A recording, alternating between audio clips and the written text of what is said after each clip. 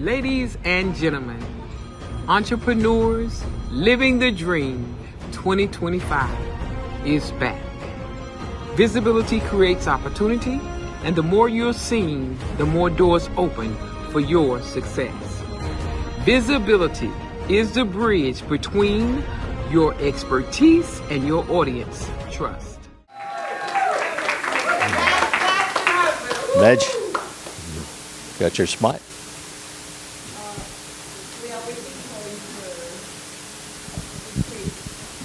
We're waiting for your page to come up. Has anybody done that? Is that what it is right there? Jaspan, can you help us with AD? Thank you, Medge. I didn't know that. Whose quiz is that? That's Pat's quiz, right? No, mine. Oh, your quiz. Okay, I just wanted to check. See, I was half listening. I'm sorry, you know, it's in and out. All that stuff. Sorry about that. All right, Jasmine's going to put up Michael's info.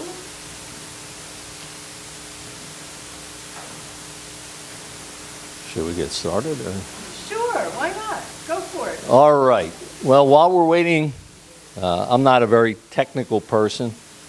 I can proudly say I have not owned a personal computer or any computer for 10 years now. Wow. Life's been good. Life has been very, very good. I don't get it. It says do this, this, and this to get that. You do this, this, this to get that. And then you do this, this, this, and it says user error. I just walk away. It's not something that computes to me, pun intended.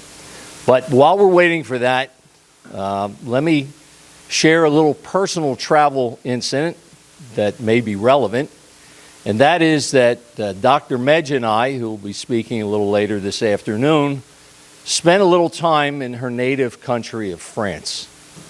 And while we were there, I don't know exactly when, but I caution everybody because this was serious.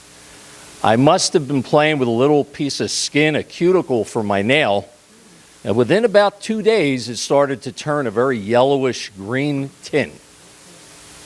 And we went to the pharmacy. That's what they have in France. And it was recommended that I keep my finger in a solution for at least 15 minutes as often as I could, which I did. The following morning, it had erupted where it was, I don't want to gross anybody out here, but it was pus. And a little later that day, it turned black. And I said, that's not a good sign. So we went to the clinic, and of course, it was evening, late evening, and they were closed, if you can believe it. We went to the hospital, and Medge said, you're not going there. So we ended up going the next day, which proved to be a good thing because I needed surgery. That's what this is. I had to have surgery because of this little minor thing that I wouldn't have thought twice about. And one of the things I'll tell you about it is that you can't eat, you can't drink before they do surgery because they use anesthesia. So fortunately, it had been almost 24 hours and I hadn't eaten or drank anything at all. So what happened was they were able to do that. The whole thing required a 3,000 euro deposit. This is before they got started. Second, after the procedure, which the surgeon looked at, and then I saw him several hours later, they had me in a tent, but I could see a clock. And the whole time he was there, in and out, was under 15 minutes. And of course, the anesthesiologist, she did her part and has to be paid. So I don't know what the final bills are, but the topic of my conversation today is an investment in knowledge always pays the best interest. Does anybody know who said that famous quote? I'll repeat it. An investment in knowledge always pays the best interest. No. No.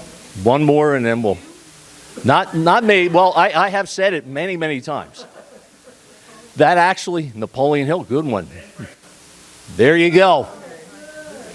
That is the correct answer. And being a Philadelphia guy myself, and Benjamin Franklin being one of our famous founding fathers, who, by the way, most people probably don't know, was very, very financially savvy.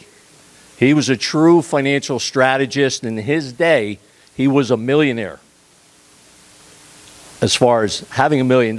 In today's dollars, with inflation, 200 and so many years, probably almost 250 years, he'd be one of those guys up at the top with the billionaire boys and gals.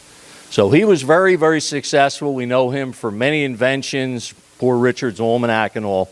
But he came out with one other phrase, and then we'll get started. And some of us have heard this and probably didn't know it came from Ben Franklin as well. But failure to plan is a plan to fail. And we all know that. We've heard that.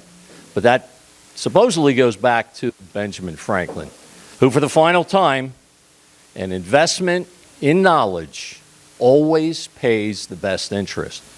Now, why do I bring that? Because if I had been like the average American, here or abroad, in Europe or anywhere else, I would be really in trouble, according to the latest government statistics, with a $400 expense. $400. And by the way, I think a euro is equal to $1.16, or that's what it was at the time. I don't know what it's worth now. So this is really something to focus upon. All right? Now, the remaining time that we have left, and I don't know where we are with that, with the thing up there. Yeah. Okay, terrific. What I'd like to speak to you about today is how to maximize that opportunity. Because there's a saying that goes, it's not what you eat, but what you digest that makes you strong. It's not what you learn, but what you remember that makes you wise. And it's not what you earn, but what you keep that makes you rich. So, some of us are doing better than others, but there's no competition. Let's be honest. The only real true competition we will ever have, despite what all the outsiders and the naysayers may put out there, is with ourselves. Where are we now versus where we might choose to be at some point in the future? If I see somebody successful, and I've heard some nice stories of a lot of success throughout the whole day, I applaud that. I cheer for them. I look at that and I want them to get all the rewards, all the accolades, and all the adulation that they have so justly deserved, because it sends each and every one of us a message. If she can do it, you can do it. If he can do it, I can do it. And why should we not root for one another? There was a time where neighbors pitched in and helped one another. Today they say in the U.S., fences make good neighbors, right? Anybody ever heard that one? Fences make good neighbors. Well, there's people who've lived next door to somebody that they have never met, because they drive in at 9:30 at night from their corporate position, Wall Street or wherever it might be, and they get up at the crack of dawn and they're gone. They never even see them. In Europe, they figured it out a long, long time ago. We don't need to live to work. We just need to work enough to live. And that's the key difference. The change is unbelievably incredible. When you can take a 2-hour lunch and eat dinner 3.5 hours and not feel guilty, not be drawn to that electronic leash because somebody is emailing you with some fire they want you to put out. You can disconnect and you can put yourself in a do not disturb mode and enjoy your life, whatever that would be for you. And everybody has their own choice to make there. Every day is an unwritten page. You choose to do what you want with it. And when we look at financial success, whatever that may mean for anybody, what we're really just looking at is, what would you like to do when you wake up this morning? Now, I've never been in Amway. I don't know if anybody here has. We have one. Grew up there. You're from Grand Rapids? No? Okay. Florida. Okay. I stayed at the Grandway, the Amway Grand in Grand Rapids. A little backwards there. And what they did, and this may be helpful, maybe some of you already know this, but they have an acronym because it's a multi-level marketing opportunity, network marketing, whatever it's called. And they use the acronym FORM, F-O-R-M. When you meet a stranger in line, you're at the bank, or you're at the supermarket, or somewhere else where you're going to actually have a human experience, a human exchange, F is for family. If you ask somebody about their family, not in a creepy way, but in a concerned way, they're going to talk and talk and talk. O is for occupation. What do you do?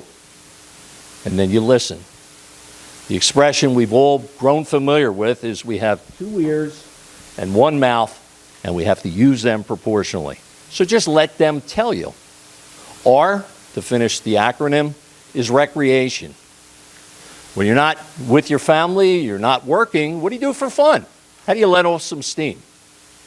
And finally, M is for Michael. No. M is for money. M is for money in that if you had access to all the money in the world, how would you describe that perfect day from start to finish? And just watch their face. Just watch them light up, and you're going to see dreams realized that they never even thought were possible. And that's what it's really all about for us. How can we achieve those dreams? How can we help others achieve their dreams? And the answer is, we do it together. We don't do it where we have a bigger car, or a bigger house, or a better vacation, or a more lavish lifestyle than the next person. These are material things, and if you want them, they're there for you to take. But is that what it's really all about? I don't know. I don't have a crystal ball. But that's not what most of the people I've spoken to are concerned with. So what I'd like to do is to share some financial strategies and talk to you about how to make some of those dreams potentially come true. Now, one happens to deal with an issue that may affect the majority of us in the room. If you have family members, people you are very close to, you may want to create a legacy for them.